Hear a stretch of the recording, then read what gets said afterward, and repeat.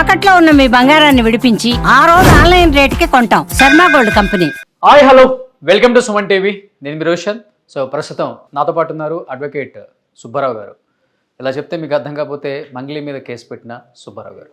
నమస్తే అండి. నమస్కారం అండి. ఏంటి ఇది తాగేసి పోలీస్ స్టేషన్కి వెళ్ళారా? అక్కడ మీకు కూడా టెస్ట్ చేస్తే 27 ఏదో వచ్చిందని చెప్పి అదే ఫుల్ హల్చల్ అవుతుంది మీ ఫస్ట్. అంటే ఏంటంటే మీడియాలో దీన్ని టాపిక్ డైవర్ట్ చేయాలి, మొత్తం కూడా ఏంటంటే మంగ్లీ మీదకి వెళ్ళిపోతుంది. ఇదంతా కూడా ఏంటంటే ఎవరైతే ఈ బాధితులు ఉన్నారో వాళ్ళకి న్యాయం చేసే వైపు వెళ్తుంది.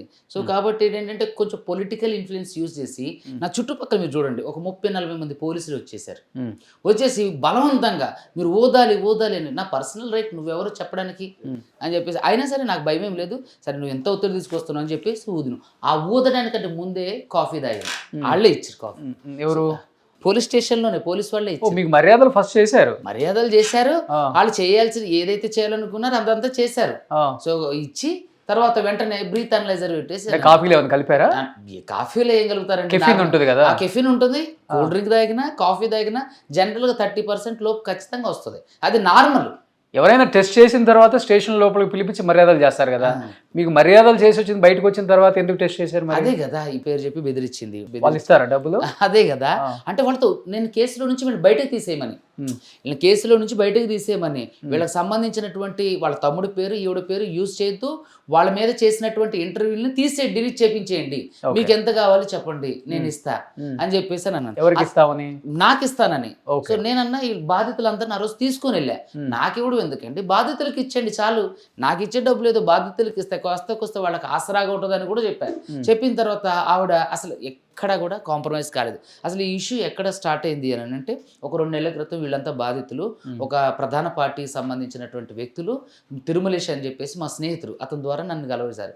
కలిస్తే దాదాపుగా నెలన్నర నేను స్టడీ చేశాను అసలు ఏంటి ఇష్యూ ఇది ఏంటి అని. చూస్తే అందరి నోట్ల నుంచి వచ్చే పేరు మంగ్లీ తమ్ముడు శివ, భరత్ చౌహాన్, శైలేష్ చౌహాన్, ప్రధాన నిందితుడు మధు, రమావత్ మధు. సో నేను వివరణ అడగడానికి ఒక మ్యూజిక్ డైరెక్టర్ గారు, ఆయన పేరు చెప్పడం ఎందుకు, కార్తీకే కదా, కార్తీక్ షోకి. అవునా? కార్తీక్ మీరు అడగండి కార్తీక్ గారిని. ఎక్కడైనా సరే చిన్న వల్గర్ లాంగ్వేజ్, ఆ అమ్మాయి అగ్రెసివ్గా మాట్లాడింది, దారుణంగా మాట్లాడింది, సెంట్రల్ ఏమని మాట్లాడింది, నువ్వెవరో నాకు తెలియదే, నేను అదే నువ్వెవరో నాకు తెలియదే, నువ్వు చిన్న ఇంటర్వ్యూలు చేస్తా, నువ్వు ఆఫ్టర్ ఆల్ శేఖర్ భాషతో ఇంటర్వ్యూ చేసేదా, నువ్వు జూనియర్ లాయర్వా, నేను చూడలేదే, నేను పలానా మినిస్టర్ గారితో చెప్తే నువ్వెవరో తెలియదండి అన్నాను. ఆయన పేరు వద్దు, నాకు తెలియదు అన్నాను. అమ్మా సరే నువ్వంటే ఇప్పుడు ఒకేసారి ఆకాశానికి వెళ్ళి నువ్వు కూడా యూట్యూబ్ నుంచే వచ్చును, సరే నేను ఎవరో తెలియపోతే ఇక్కడ సమస్య కాదు, ఇక్కడ ఎవరైతే బాధితులు ఉన్నారో వాళ్ళు మీ పేరు చెప్తున్నారు, మీరున్నారా అంటే అంతేనా? వల్గర్ గా మాట్లాడారు? ఇంకా వల్గర్ గానే అంటే ఇక నువ్వు అని ఏకవచనంతో మాట్లాడి కొంచెం వల్గర్ లాంగ్వేజ్ యూజ్ చేశారు. వాళ్ళ తమ్ముడు ఎక్కువ ఈ వల్గర్ లాంగ్వేజ్ ఏమని మాట్లాడాడు, ఎవడు అడు సుబ్బు అంటే నాకు తెలియదే అన్నాను. తర్వాత మంగ్లీ కవర్ చేసింది, ఆహా లేదండి ఈయన సుబ్బు గారు అని ఆయనకు తెలియదు, వచ్చింది లాయర్ గారు అని ఆయనకు తెలియదు, ఎవరో అనుకొని మాట్లాడినాను. ఎవరు అనుకుని మాట్లాడేంటి, కార్తీక్ గారు మీతో హైకోర్టు లాయర్ గారు సుబ్బు గారు మాట్లాడతారని చెప్పే కదా కలిపింది. ఏంటంటే వీళ్ళకి అహంకారం వచ్చేసింది, అహంభావం వచ్చేసింది. ఆవిడ ఏదైతే మూలాలు ఉన్నాయో ఆ మూలాన్ని మర్చిపోయింది. సరే ఓకే ఇది పక్కకు పెట్టేద్దాం. అయితే చేసినప్పుడు ఇట్లా ఒక కేసు వల్లే మీరు మొత్తం ఆ క్యారెక్టర్ని మీరు జడ్జ్ చేస్తున్నారు ఏంటి? ఎందుకంటే ఆవిడతో నేను మాట్లాడినప్పుడు కూడా ఆవిడ స్ప్లిట్ పర్సనాలిటీస్ లాగా వెంటనే మారిపోతుంది. ఫస్ట్ సార్ అంటది, తర్వాత సుబ్బు గారు అంటది, తర్వాత నువ్వు అంటది, ఏదన్నా అంటే నా మాట తీరే అట్లా అంటది. సో నాకు తెలిసినంత వరకు ఇందులో ఎవడో ఖచ్చితంగా 420నే, వాళ్ళ తమ్ముడు ప్రధానంగా ఇంక్లూడ్ అయ్యి ఉండు. ఎవరు పేరేంటి? శివ. నిన్న మీడియా ముందు డబ్బులు లెక్క పెట్టింది అతను, ఒకటే ప్రవేశపెట్టింది అతనేనా? లేదు, మీడియాలో వస్తున్నటువంటిది పేరు తప్పుబడింది, అది భరత్ చౌహాన్. నేను చెప్పేది ఆ పర్సన్ ఈ పర్సన్ ఒకటేనా? కాదు కాదు అని చెప్పి వాళ్ళ తమ్ముడిని చూపించింది కదా మీడియా ముందు, అతనే కదా శివ అంటే? అతనే.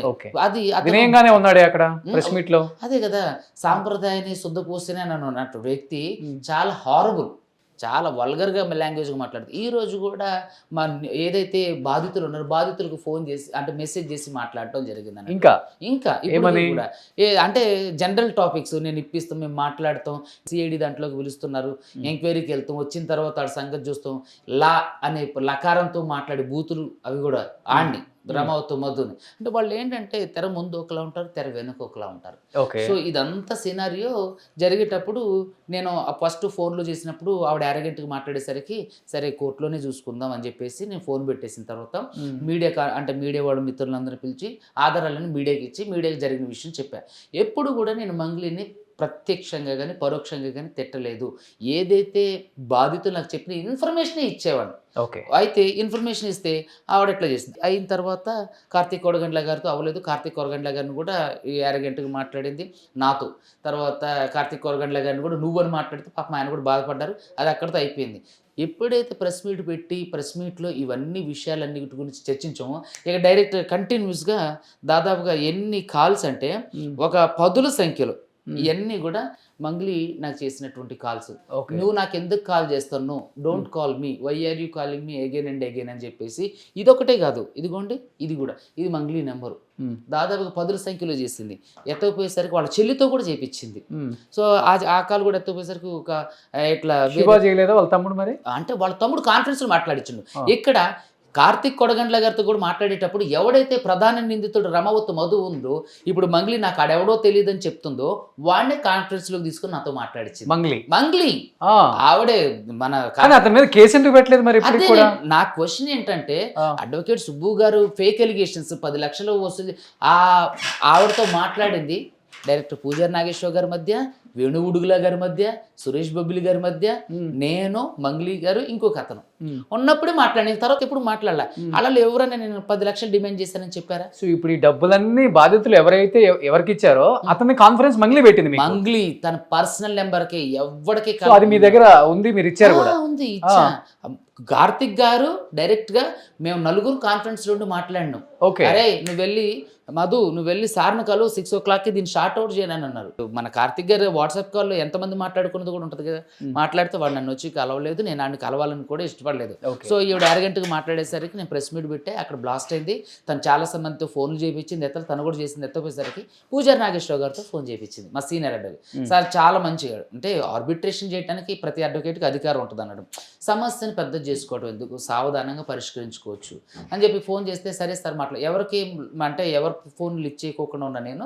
పూజారి నాగేశ్వర గారు ఫోన్ చేస్తే మరి ఆయన సీనియర్ అడ్వకేట్ కదా, సరే సార్ వస్తాను. తర్వాత వేణు ఉడుగుల గారు కూడా ఫోన్ చేసి, వేణు ఉడుగుల గారు కూడా నాకు మంచి మిత్రుడు. మేమిద్దరం దాదాపుగా ఒక 2 సంవత్సరాల నుంచి ట్రావెల్ అవుతున్నాం అన్నట్టు. సో మిత్రుడు సుబ్బు గారు రండి మనం మాట్లాడదాం అంటే నేను అన్నా అంట, ఆయన సుబ్బు అంటాడు.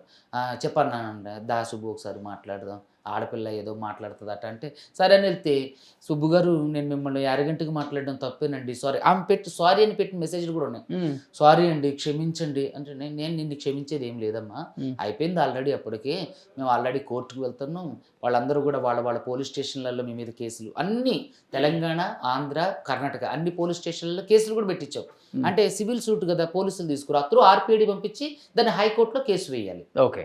సో అయితే అయిపోయిందని అంటే ఈ కేసులు మా వీడియోలు తీపించేసేయండి, మా తమ్ముడు పేరు నా పేరు తీపిచ్చేసేయండి, వాడకండి, కేసుల నుంచి తీపిచ్చేసాను మాట్లాడితే ఇక నేను ఆఫర్ చేసింది వాళ్ళ అడ్వకేట్ సార్ ద్వారా నాకు ఆఫర్ చేస్తే నాకెందుకు బాధితులకి ఇవ్వండి అని చెప్పేసి అని అన్న. అక్కడికి అది అవ్వపోయేసరికి వేణు ఉడుగుల గారు నేను మీకేం కావాలన్నారు సార్, నాకు ఒకటి ఆ అమ్మాయి ప్రమేయం లేదంటుంది కదా. ఎవడైతే ప్రధాన నిందితుడు రమావతి మధు ఉండు ఈ పిల్ల పేరు చెప్పి ఈ మంగ్లీ పేరు చెప్పి ఏదైతే డబ్బులు వసూలు చేసిండు వాడెవరో తెలియదు అంటుంది కదా. ఆ రోజు కూడా పూజారి నాగేశ్వర గారి ఆఫీస్లో కూడా వేణు ఉడుగుల గారు అందరూ ఉన్నాకే ఆ ప్రధాన నిందితుడికి ఫోన్ చేసి నాతో మాట్లాడించింది.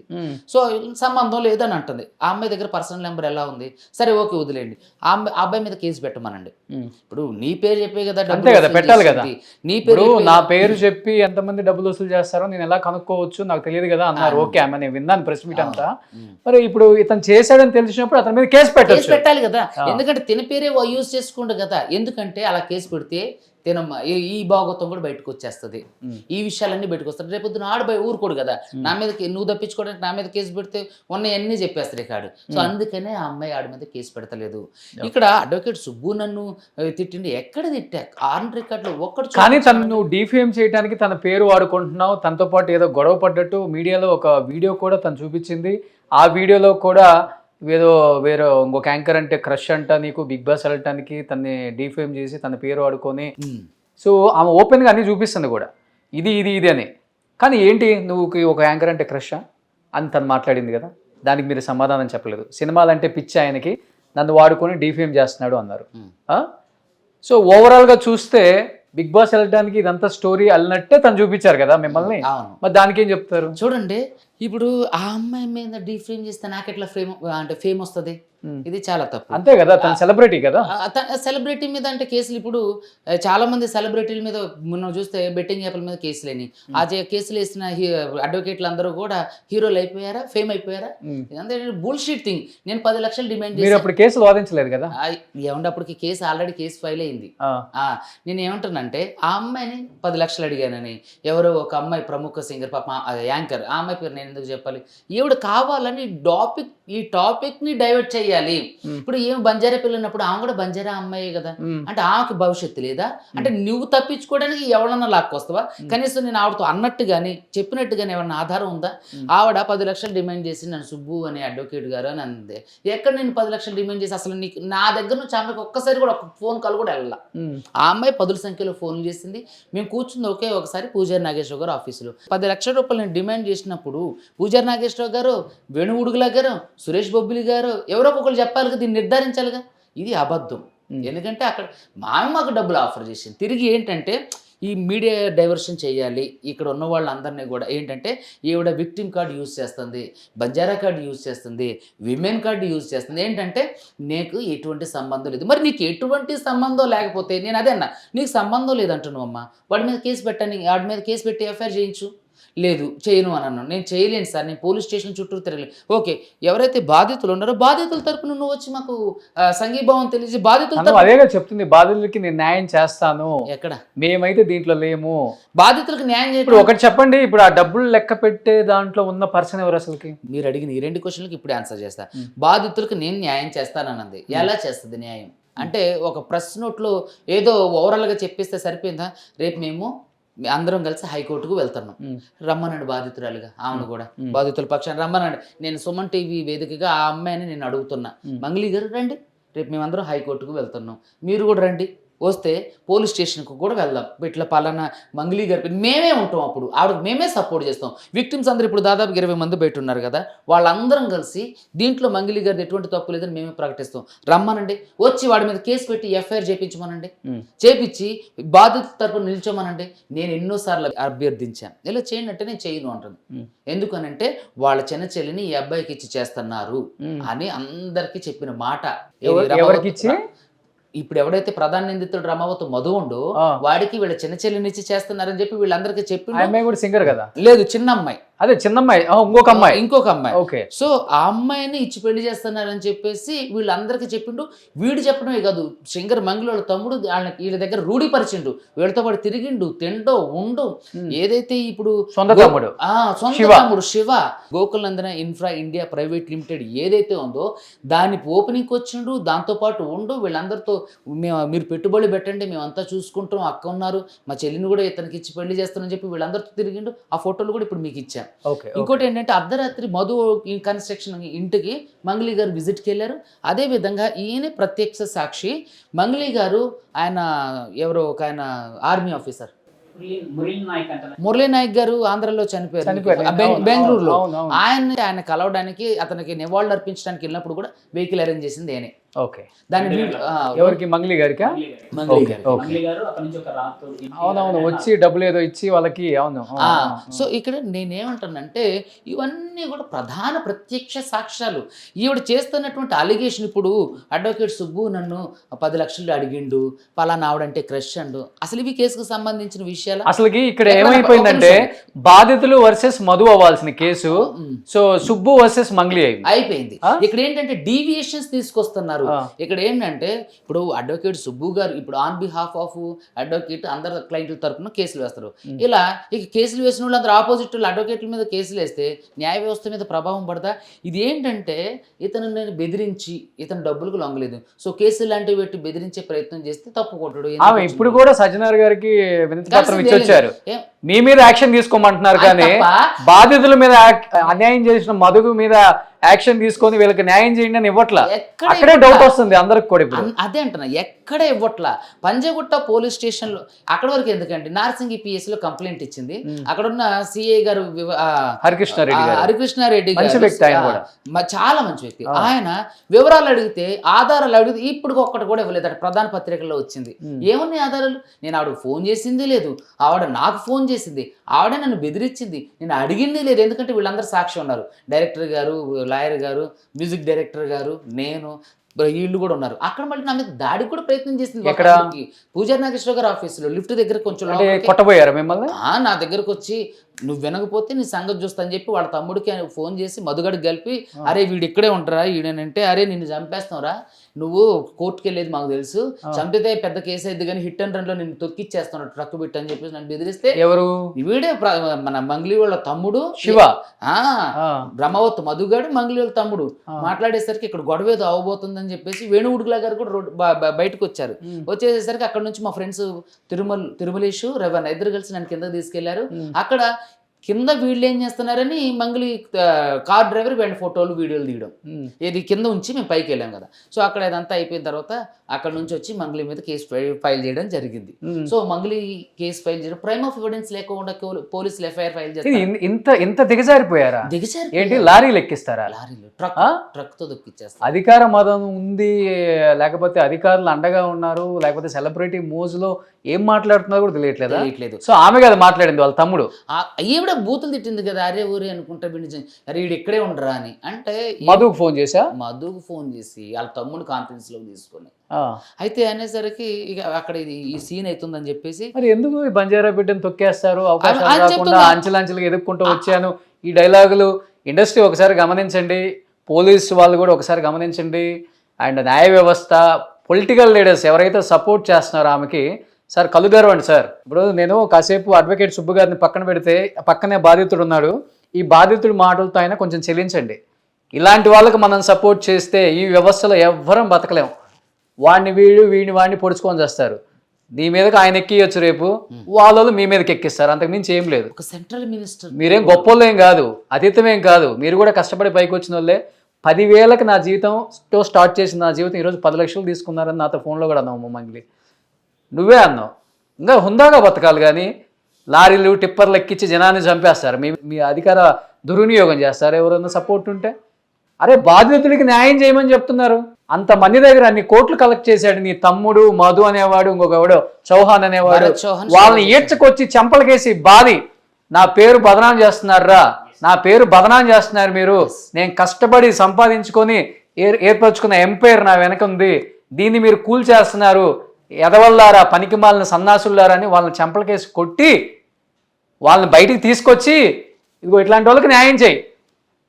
నీ కాళ్ళు కడిగి నెత్తిని పోసుకుంటారు వీళ్ళందరూ, కాళ్ళు కడిగి నెత్తిని పోసుకుంటారు. ఇప్పుడు బాధితుడు మీ వర్షన్ ఏంటండి, మీరు ఎంత ఇచ్చారు? మీరు నేను సెప్టెంబర్లో 12,50,000 రూపాయలు ఇచ్చాను సార్ లో నుంచి, అండ్ మనీ నుంచి లోన్ తీసేసుకుని అతనికి ఇచ్చాను. ఎట్లా ఇచ్చారు మీరు, అసలు ఎందుకు ఇచ్చారు మీరు? మాకు 2020లో మేము అందరం కలిసి, అంటే మధు రమావతి మధు ఎవరైతే ఉన్నారో మాకు అప్పుడు ఒక కంపెనీలో పనిచేసాం, మా కొలిక్ పనిచేసాం ఇక్కడ మల్లెపల్లిలో. 2020-21 ఆ మధ్యలో ఒక 8 నెలలు 9 నెలలు వర్క్ చేసేసి ఆ కంపెనీలో వర్క్ చేసి బయటికి వెళ్ళిపోయాను. ఆ కంపెనీ నుంచి బయటికి వెళ్ళిపోయి ఒక బిజినెస్ చేస్తున్నా అంటారని మా కింద ఉన్న వాళ్ళకందరూ చెప్పుకుంటూ వచ్చాడు అనమాట. ఓకే, ఆ బిజినెస్ ఏంటంటే ట్రేడింగ్ చేస్తున్నా, ఆ ట్రేడింగ్ లో డబ్బులు పెడుతున్నాం మేము, అండ్ రియల్ ఎస్టేట్ లో డబ్బులు పెడుతున్నాము, మీరు ఇస్తే మీ డబ్బులు ఇచ్చేసి రిటర్న్ ఇస్తామని మా వాళ్ళకి అందరికీ చెప్పాడు. 2021, 22, 23, 24 ఈ 4 ఏళ్ల తర్వాత మా దగ్గరికి వచ్చేటప్పుడు కల్లా ఒక మంచి లగ్జరీ తారు కారు, ఒక మంచి బిల్డింగ్లు కొనుక్కొని మంచి గోల్డ్లు పెట్టేసేసుకొని అది ఇంత పెట్టేసేసుకొని మాకి కనపడాడు అప్పుడు. ఆ రోజు అప్పటికి మీరు డబ్బులు ఇచ్చేసారు? నో సార్, ఇవాళ ఇంకా ఓ అప్పటికి వేరే బాధితులు ఉన్నారు, ఇవన్నీ ఇచ్చిన వాళ్ళు అయితే. ఓ ఇది చాలా ఉంది, పార్ట్ 1, పార్ట్ 2, పార్ట్ 3లో. ఇక్కడ కేవలం ఈ స్కామ్ లో మీరు అంటున్నారు కదా తీసుకొచ్చి చెంపలకేసి కొట్టించేయండి, చేయదు. ఎందుకంటే ఆవిడ ఇందులో ఉన్నారు కాబట్టి, చేస్తే ఆవిడ కూడా బయటకు వస్తారు కదా. ఇంకొక విషయం ఏంటంటే ఈ స్కామ్ లో దాదాపుగా 80% వరకు బంజారాలే ఉన్నారు. అయ్యో, వద్దిపల్లి కమ్యూనిటీని అడ్డం పెట్టుకున్నారు. వద్దిపల్లి తాండా, పలుగు తాండా, తర్వాత దేవరకొండ, ఈ ఏరియాలు మొత్తంలో కూడా దాదాపు వాళ్ళు చాలా మంది బాధితులు బయట కూడా ఉన్నారు. ఒకసారి లోపల పిలవచ్చు పాపం వాళ్ళని, పిలవండి. సో వీళ్ళు ఎంతో మంది బాధితులు ఇక్కడ సుమన్ టీవీకి వచ్చారనమాట. ప్రతి ఒక్కరు కూడా మాట్లాడటానికి ఎమోషన్ అవుతున్నారు, కొంతమంది కిందే ఉండి రాలేకపోతున్నారు. జరిగిందే అన్యాయం, దీనికి న్యాయం చేసేవాళ్ళు ఎవరా అని పాపం పంజాగుట్ట పిఎస్ చుట్టూ అందరూ అక్కడే టిఫిన్లు చేసుకుంటూ సాయంత్రం వరకు అక్కడే ఉంటూ ఎంతోమంది ఉన్నారు. 10 లక్షలు 5 లక్షలు వడ్డీలకు తెచ్చిచ్చారు. కొంతమంది ఏమో ఈ ఫోన్ యాప్ లోన్స్ ఉంటాయి కదా, ఆ లోన్ తీసుకొని పెట్టారు. కొంతమంది ఏమో బంగారం తాకట్లు పెట్టి బంగారం అమ్మేసి కూడా తెచ్చారంట. అందరూ బంజారా కమ్యూనిటీకి చెందిన వాళ్ళే.